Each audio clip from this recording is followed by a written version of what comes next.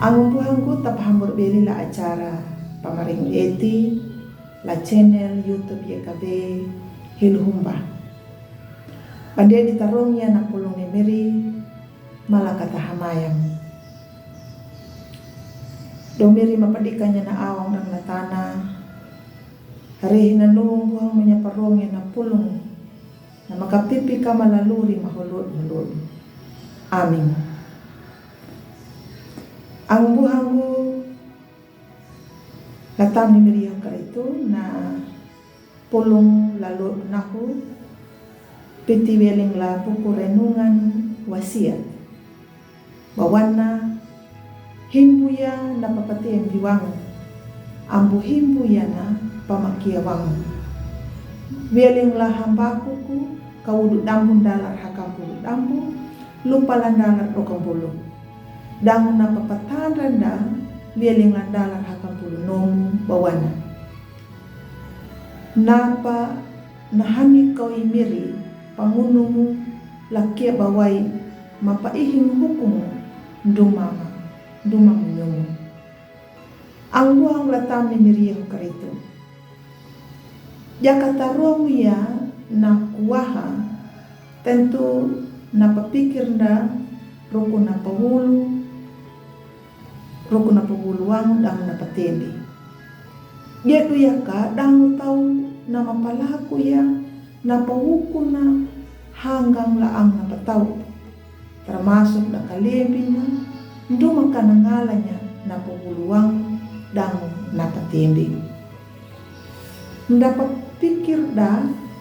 jaka ndapangita yang nakuwahda maka datambah wulu tambah tembiha dan tambah jangga da ang buang letam Miriam ke itu palaku yang nggarap bea hanggang laang da petau nuna weling lalumbuhang patembi londu malumbung hada pawuluang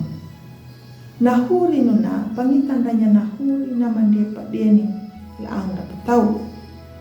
tak pakambalik ya naang da nduma kata utung ndanya tamiha lupa taparuha ya na pinu tama deta pikir ayapa na anan dang na umuk dan aku ang boy deta uanya na ganji na ang dapat tahu na mapadaran ma diramatiki na tahu na matanu hama duna panat pamakia wikina dang nangalanya na hukum weleng kay ala imiri na hukunya da tahu na maakat dang na pahalanya na tahu na maham ang buhang latam Miriam karito yedu yaka tawarunya nahuri tanui tamaraunya nahuri na mapakian daria na anda